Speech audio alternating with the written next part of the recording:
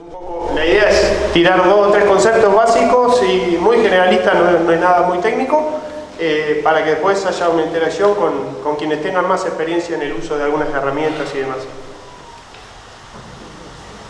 Bueno, el objetivo... ¿Está medio cortado? Bueno, está medio ladeado.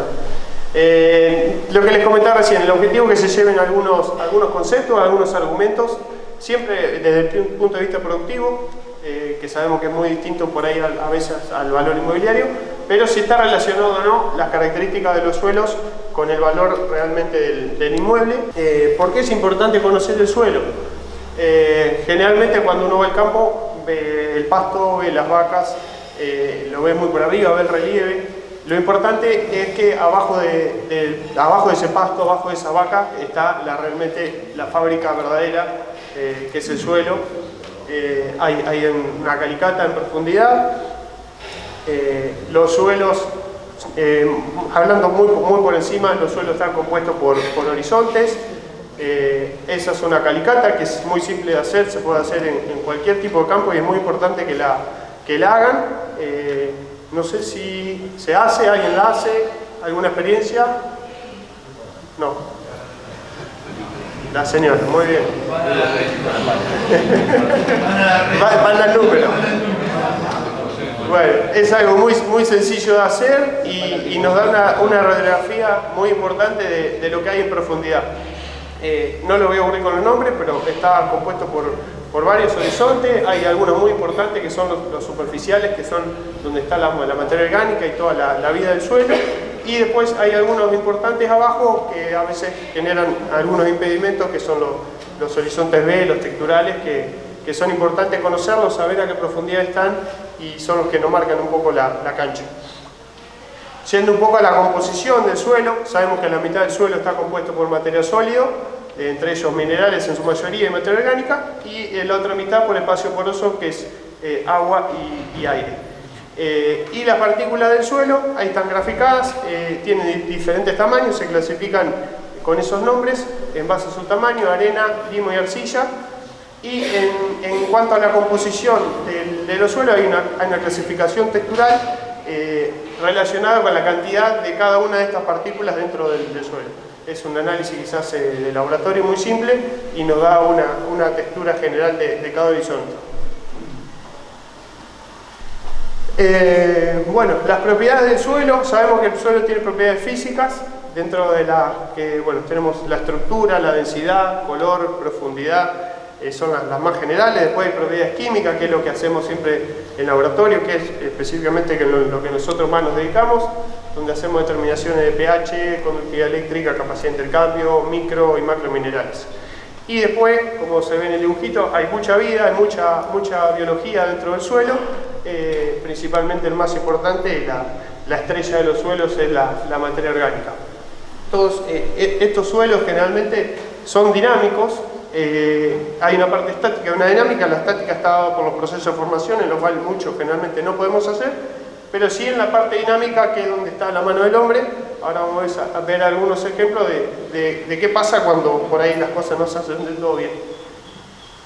Estos gráficos son muy conocidos, un trabajo ya tiene varios años, lo hizo este muchacho, Sainz Rosas, de INTA Balcarce, con varios colaboradores. Es muy conocido el gráfico, pero me parece muy gráfico para mostrar cómo se está trabajando el suelo, principalmente en la pampa húmeda. Ahí vemos cómo fueron evolucionando desde los suelos pristinos al 2018, que fue el último análisis que se hizo. No he encontrado ninguno más nuevo, pero seguramente la tendencia es la misma, cómo se fue perdiendo la materia orgánica en las principales cuencas productivas. Acá vemos lo mismo en el caso del pH. Esto es lo que le comentaba recién, una de las propiedades, que es dinámico y está influenciado por todo el manejo que hacemos. Este es otro parámetro muy importante. Así está medido con un montón de elementos, pero puse los principales. Vemos cómo el pH, cómo se van acidificando los suelos. Fíjense la parte roja con pH por debajo de 6 en el último año, el 2018, en comparación con los suelos originales. Y yendo también al fósforo, otro de los elementos principales, también ven cómo se va decoloreando, cómo se va perdiendo el fósforo en comparación con... Esto no tenemos los valores regionales, pero sí está de 2011 al 2018, en muy poquito tiempo cómo se han ido perdiendo. La idea es mencionarle de 2 o 3 parámetros de los que lo comenté. Por ejemplo, el pH, uno de los principales, diría yo. O sea, me parece que no se puede saber qué pH tiene el suelo de un campo que vaya a vender, un campo que vaya a comprar, ya que impacta en un montón de cosas. Acá ven, por ejemplo, la disponibilidad de nutrientes. No es lo mismo un suelo que tiene pH 6,5 o un suelo que tiene 5,5. Los dos gráficos muestran lo mismo, expresado de diferentes formas, pero vemos cómo cae la disponibilidad de la mayoría de los nutrientes cuando el suelo se acidifica. Yendo a algo más local, estos son los resultados de pH que hemos obtenido en el año 2023 y 2024 a la fecha, más de 600 muestras que hemos analizado. Fíjense el gráfico de frecuencia, cómo está. Lo que está marcado ahí sería el rango ideal para la disponibilidad de nutrientes y la estructura del suelo, y fíjense cómo está tirado hacia el lado izquierdo, hacia suelos más ácidos, con todo lo que lo comenté que es perjudicial. Vamos a otro ejemplo de fósforo, por ejemplo. 2 lotes contiguos, mismo campo, un suelo con pH 6,3, manejado prácticamente igual, otro con pH 5,4. Vamos a la diferencia del fósforo, uno tiene 9 y el otro tiene 15, alambre de por medio. Yendo, por ejemplo, la idea es hacer algo medio general, cualquier duda lo vemos, pero yendo, por ejemplo, al cultivo de maíz, vemos la necesidad de nutrientes para un cultivo para 10 toneladas, ahí comparando los dos lotes, con 80 kilos, con la dosis de pentóxido de 80 es lo que necesitamos para un suelo que tiene 9 ppm, que está moderadamente abajo. Si vamos a los valores de la zona, es difícil de encontrar valores con 9 acá en la zona, pero hay. Y comparado al otro lote B, que tiene 15 partes por millón de fósforo, vemos cómo caen los requerimientos. Eso llevado a kilos de fertilizante. En este lote vamos a necesitar 150 kilos de fosfato monomónico para cubrir esos requerimientos, y en aquel lote vamos a necesitar 35% menos de fósforo. O sea, estamos hablando de 2 inversiones totalmente distintas, alambre de por medio en un mismo campo.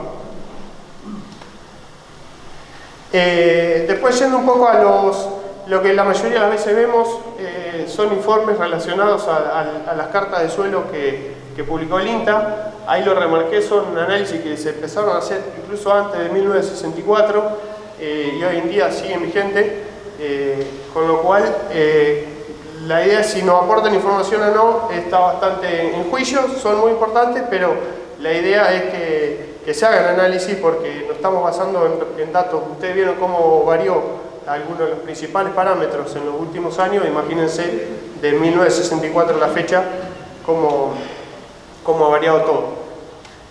Con lo cual, bueno, una de las propuestas es que se muestren los campos. Hoy se cuenta con un montón de herramientas, hay imágenes satelitales, hay rastras que mapean todos los campos, hay software que integran toda esta información. Hay muchísimas herramientas que se pueden usar. Lo que siempre recomendamos es que, por ejemplo, en el laboratorio nuestro está adherido al SAMBLA, que es un sistema de apoyo metodológico del Ministerio, y a PROINSA. Y siempre también recomendamos, por supuesto, que todos los profesionales estén matriculados, al igual que como lo hacen ustedes en su labor.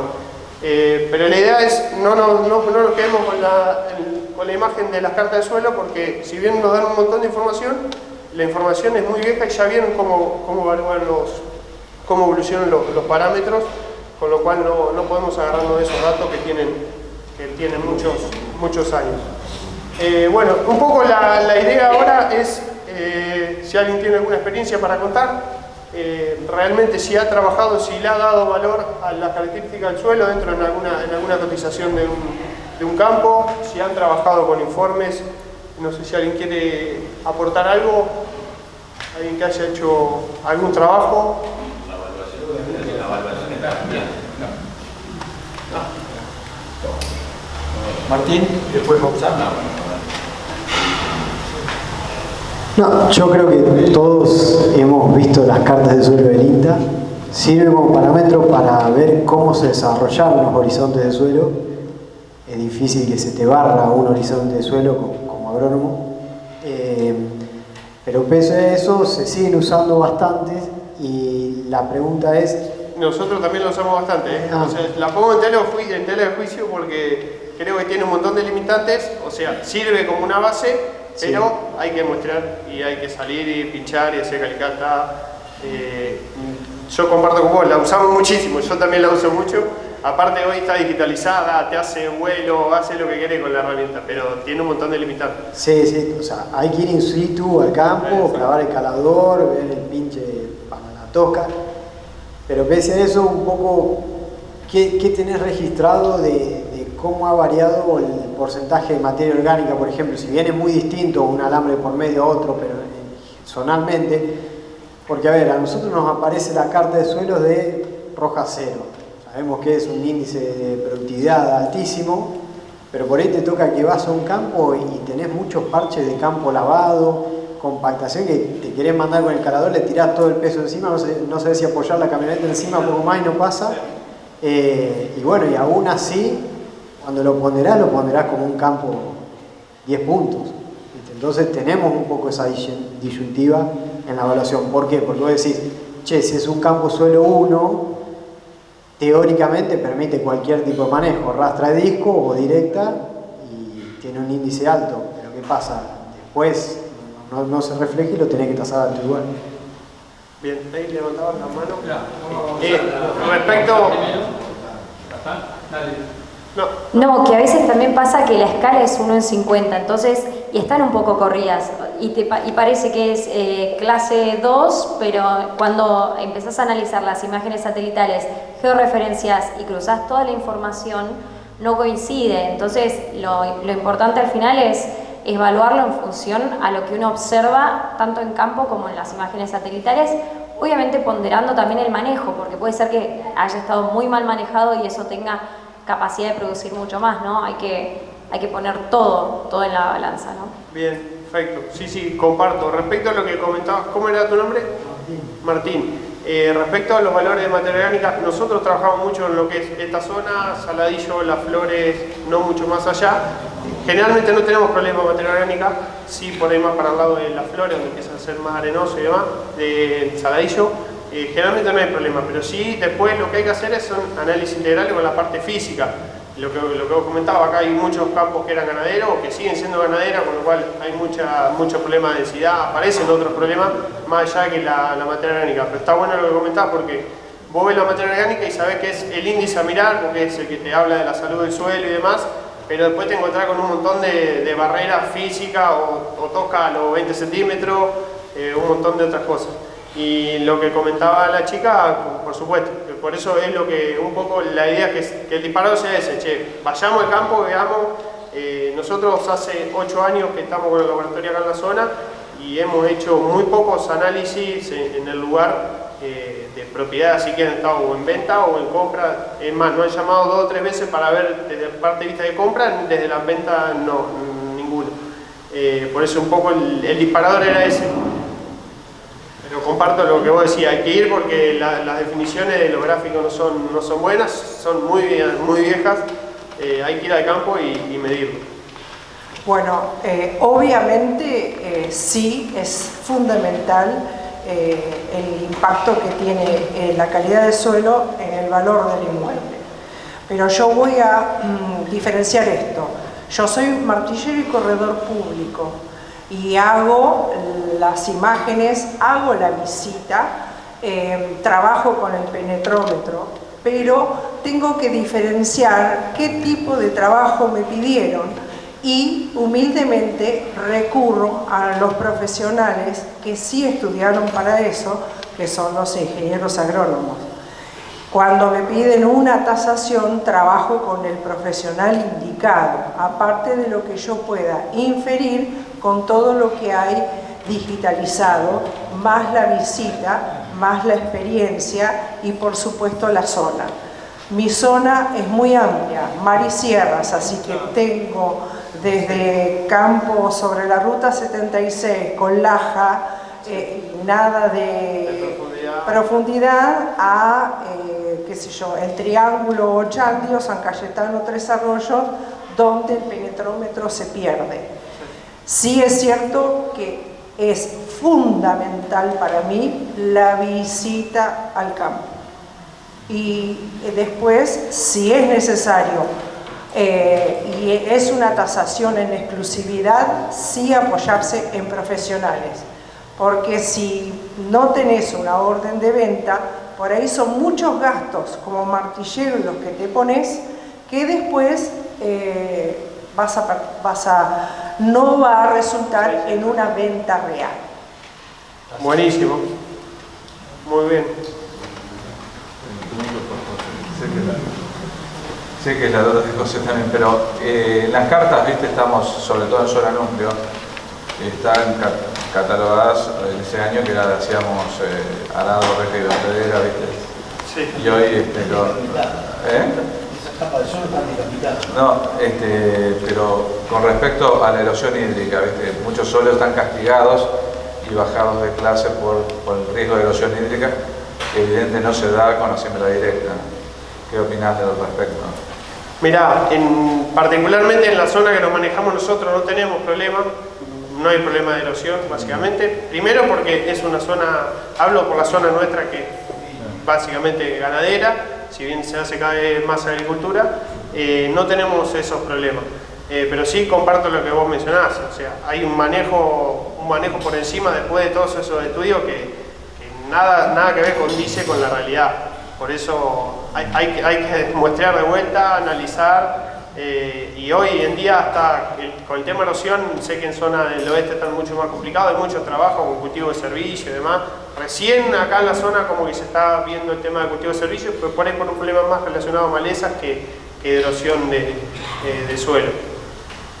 Pero bueno, la idea era básicamente, por ahí para resumir, si piensan que realmente el valor del campo está dado un poco por la capacidad del suelo, capacidad productiva, o no. No sé qué es lo que es más una duda porque muchas veces no se tiene en cuenta, o yo veo que no lo tienen en cuenta. Hay una cantidad de factores que tienen que tener en cuenta. Ese es uno, pero a ver, no es un 100%, es un X porcentaje, pero hay una cantidad de factores. Bien, sí, por supuesto, después hay mejora, un montón de otras cosas de las cuales ustedes saben mejor que yo, pero la duda es desde el lado de vista químico, por ejemplo, no vemos que haya pedidos de gente, tanto que compra como que vende, de realizar este tipo de análisis.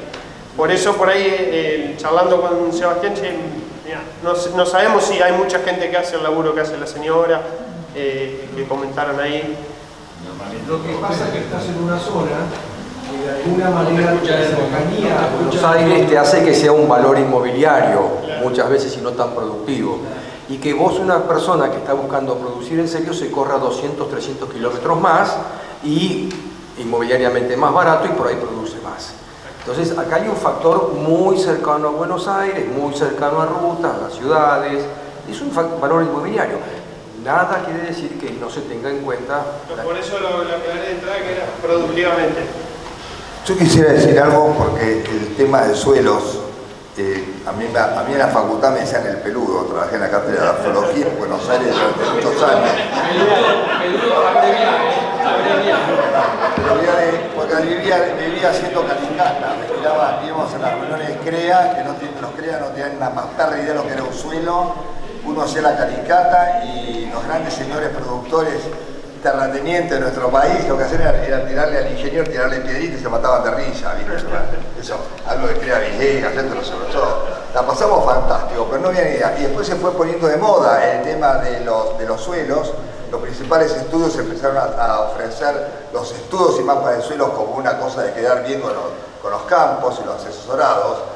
Y después se fue difundiendo y se fue haciendo una cosa, y hoy todo el mundo habla de clase 1, clase 2, clase 3, clase 6, sin tener ni idea realmente de qué se trata que estamos hablando. Yo creo que tenemos la gran evolución desde el punto de vista, yo creo que tenemos que tratar de tirar algunos criterios ¿no? Y no tratar de exprimirle a una herramienta que existe, que es muy valiosa, tratar de pedirle algo que nunca nos va a poder dar. Uno que nosotros como agrónomos y como martilleros hoy día, tenemos que tener la idea de lo que significa una magnitud cierta. No podemos discutir si un campo vale $1.132,29 la hectárea. Nosotros nos manejamos en lo que se llama el concepto de las variables difusas. Por algo el agrónomo siempre dice depende, es el rey de la guitarra, del verso, cuando hablamos de cosas de un campo y opinamos en un campo. Entonces hay unas cosas, por ejemplo, todo el mapa del suelo de República Argentina, al contrario de Estados Unidos que lo tiene relevado cada 5 años o cada 2 años y medio ahora con una perfección tremenda, es del año 1975 del vuelo que se llama una empresa llamada Esparta. Daba fotografías satelitales en blanco y negro muy lindas, todavía son muy valiosas porque se ve mucho más que las de color. Aéreas, no satelitales. Aéreas con pares estereoscópicos, ¿se acuerdan? Con los anteojitos que uno ve paralelo. Y esa era la base de una escala 1 en 20.000, se consolidaban en escala 1 en 50.000, y ahí salieron las cartas, y eso lo hacían técnicos del INTA, así como lo llamaba la fotointerpretación, y con una serie de criterios uno iba dándole una clasificación o un índice de productividad. Con el advenimiento de la siembra directa, por ejemplo, los cambios una de las cosas que uno ponía, además, clasificaba, decíamos, el uso actual de la tierra. Si ustedes ven en las cartas, van a ver que dice A, AP y P. Es decir, campos agrícolas, campos mixtos, doble uso, y campos a graneros. Lo ven en las letritas, las cartas, hay cartas de muy buena calidad, que son todas las primeras, y después se fue simplificando la información, una cosa mucho más sencilla, más cómoda. Yo diría que desde el punto de vista nuestro, para terminar esto, es tener 3 criterios. Nosotros cuando tasamos usamos 3 criterios. Uno que es el que marca, el más importante de todos, que es el que marca el Tribunal de Tasación de la Nación, que dice que la tierra, el patrimonio tierra, se evalúa por comparables, ¿cierto? Valores, qué es lo que se vendió, lo más cercano posible, parecido a lo que uno está viendo. Eso es lo principal y es una línea de estudio de arrimarle un valor cuando tasamos. Segundo, usamos la renta.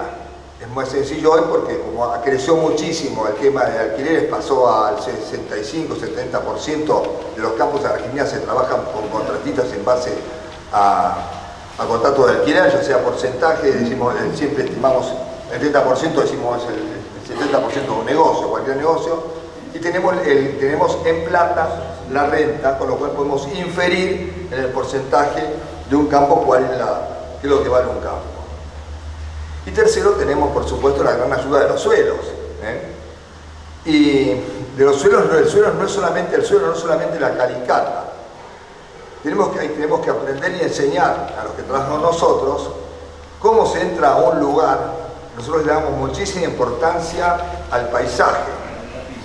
Aprendemos a leer lo que es un campo viendo las líneas de alambrado, que nos marcan el alambre si es tendido alto, bajo, dónde levanta, dónde cae. Vemos al final, al fondo, vemos el paisaje, si las arboledas de lejos están más altas o más altas del lugar donde nosotros tenemos la posición. Cuando vos hablaste de penetrómetro, lo único que mide es la compactación del suelo.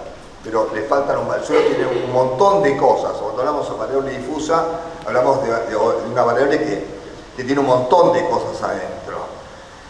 Arrima mucho el suelo, claro que sirve el suelo. Nosotros muchas veces hacemos como los consignatarios con Hacienda, decimos, bueno, ¿cuánto va ternero muerto?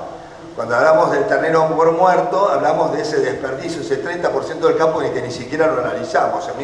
Si te analizo el 70%, que es más o menos bueno, que el que tiene mayor valor, ya tengo valor del campo directamente.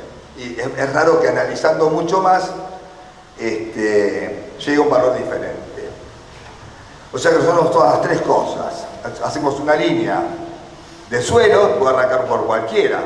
Hago una planilla Excel y hago un poco la parte de suelos. Hago otra línea que es la renta. Y hago otra línea que es la de los comparables. Y eso me va dando una idea. Después tengo un montón de otras cosas que hacen al valor del campo que agrego. Lo que es acceso, puedo poner 10% sobre ruta, 5% sobre el valor total si está más o menos bueno. Por supuesto está el tema de las mejoras. Y después está el valor final, que es el valor nuestro, que es el valor al bulto. Si yo voy y veo un campo muy lindo, sin analizarlo, tengo los comparables, tengo más o menos en mi cabeza el 70% de lo que hay en una clase 2, una clase 1 en ese lugar, y me gustó el campo, ¿lo puedo premiar? Por supuesto lo puedo premiar, porque me pongo en la cabeza del comprador. Nosotros decimos que el campo, que el que analiza, cuando uno acompaña a un comprador de campo y trae a lo peor que uno puede llevar para ver un campo, que es un ingeniero agrónomo. ¿Por qué? Porque el ingeniero agrónomo está formado para ver todo lo negativo. Los economistas están formados para ver todo lo peor que hay de la economía y de la vida de la gente. Uno sale al interior y ve un país explotado, reaccionando, y todos los índices y las estadísticas nos dicen otra cosa, nada que ver. Sobra trabajo en el campo y no se consigue gente. No hay alambradores, gasistas, para arreglar un puesto, no se consigue gente en ningún lado. Está la parte cultural, el tema de la motito, hay problemas culturales que hay que formar gente. Un aplauso para José, por favor.